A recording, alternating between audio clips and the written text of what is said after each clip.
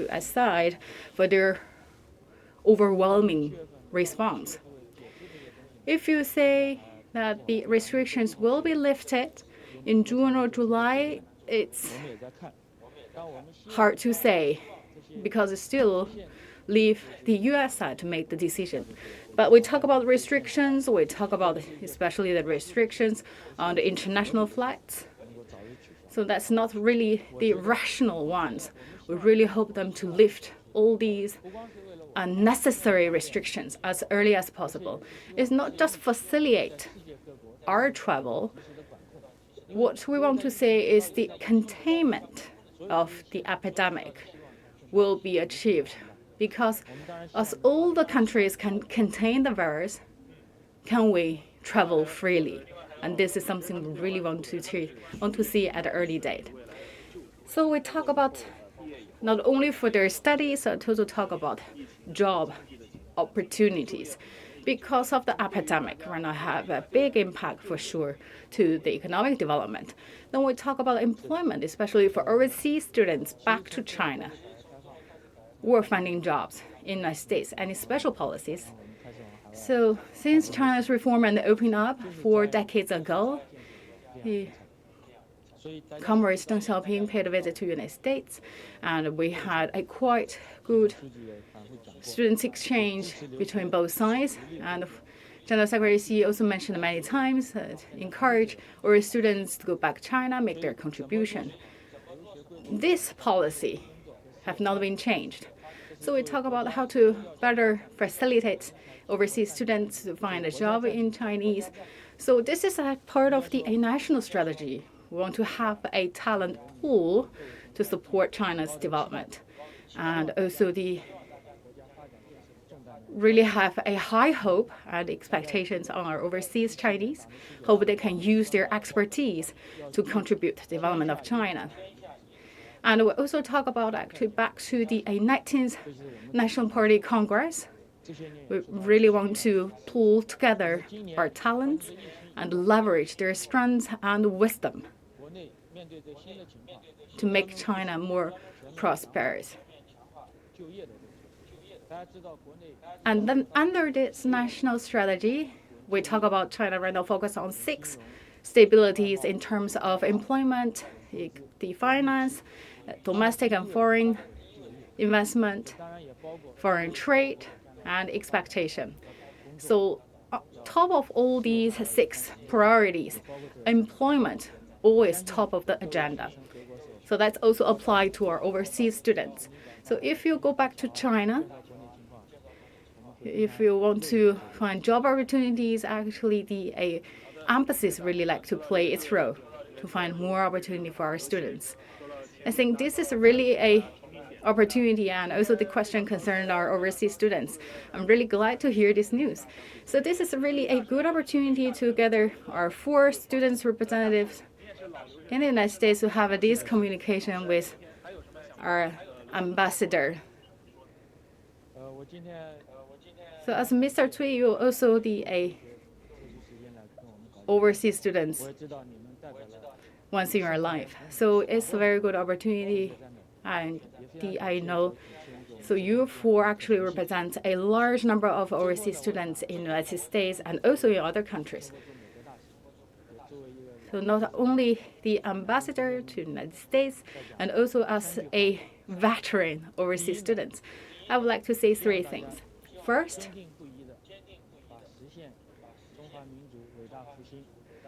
please always stick to your aspiration and pursue this for your whole life, which is to make China prosperity and rejuvenation of the Chinese dream.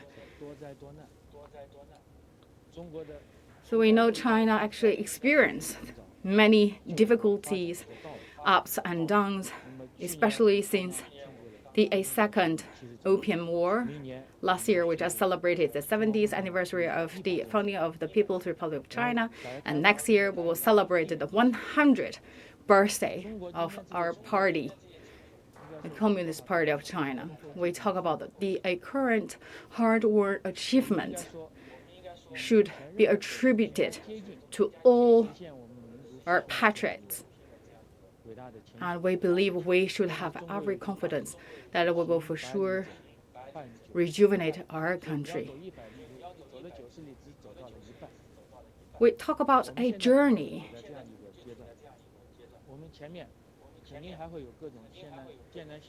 The last leg of a journey marks the halfway point. Of course, we right now just halfway. There are a lot of uncertainties in front of us. Talk about the epidemic, the sudden epidemic, that also unveiled that we still have some room to improve in China, but that also showcase the strengths, the power, the hope, the bright future lies in our future. I believe once we have overcome all these difficulties, can China develop in a more bright future? And also for sure rely on everyone's concerted efforts. We know we have 2 centenary goals that are very soon to achieve next year, and also for the second centenary goal that should rely on yours, my young generation. That will be your golden age. So rely on you to achieve our second centenary goal. Back to 2008. You still have some remember, right? I knew you were really young back to 2008. We talk about, right, 12 years ago, Wenchuan earthquake and also Peking Olympic Games happened the same year. The people born after 1980s, they were the main force. But look at this time. Among the 40,000 medics across China and PLA sent to Hubei, to Wuhan, majority of them actually are young generations, born after the 1990s. Right now, they are at the center of the stage.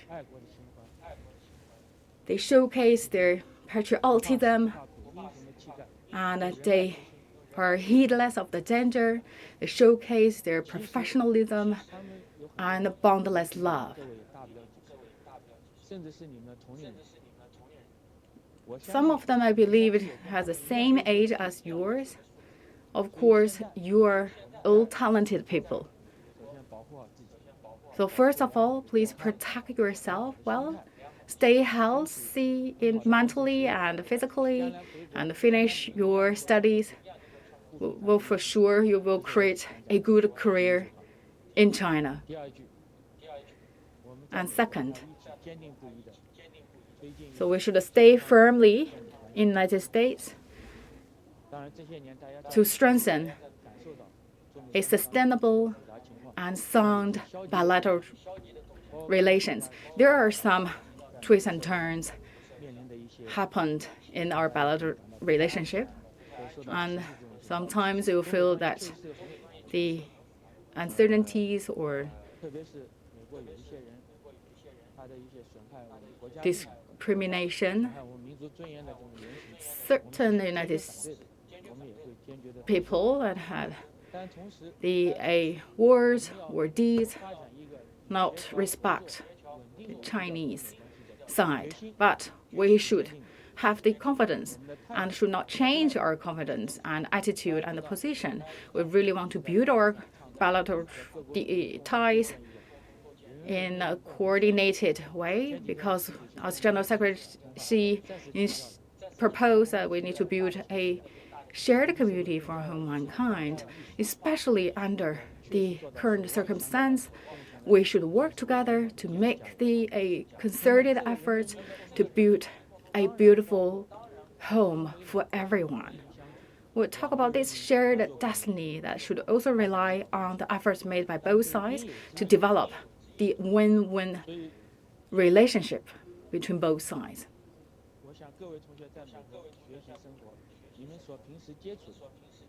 I believe based on your daily experience, study or working here, that the majority of the United States people, they are friendly, especially the very beginning of the epidemic. Many United States enterprises, people actually made donation to China. We will remember this canned behavior. We will for sure pursue a sound and stable and healthy relationship between both sides. So maybe in the future, you are the ones to contribute to this relationship. Let's do more to bring and produce benefit to people at both sides. We should have this confidence. And third, the embassy and the 5 consulate general will always stand with you, no matter how the epidemic develop, or the whole environment develop. As long as overseas students or overseas Chinese are there, you always can find our embassy. I will always here to back you, to back all the Chinese, to overcome the difficulties, the challenges together, to embrace the final victory. When the spring comes, let's celebrate the Spring Festival, because this year we didn't have the opportunity to celebrate that, right? We have that opportunity. Let's come back together. Let's stay together. And also, I would like to invite United States people, your teachers, have a dumpling. Let's make dumpling together, okay? Thank you very much, Ambassador Cui, and also sending the invitation to all of us to celebrate the final victory. We talk about that we should work together to overcome the difficulties. So let's finish the punch. This showcase our strengths, our power, our decisive power, our strengths, and our confidence that we will for sure win the battle. Stay strong, China. Stay strong. Thank you very much. Thank you all. I come to the end of the Press DA video conference. So just now, we just had a very good opportunity with the Ambassador Cui, the Chinese ambassador to the United States, and also had a good opportunity to talk about the A4 representatives of overseas Chinese students. So we talk about if the students want to go back to China is okay, but you need to have a good knowledge about how to go back to China and what procedures you need to follow. We talk about Academy Shenzhong, actually also the very first group of overseas students. So the overseas students made great efforts.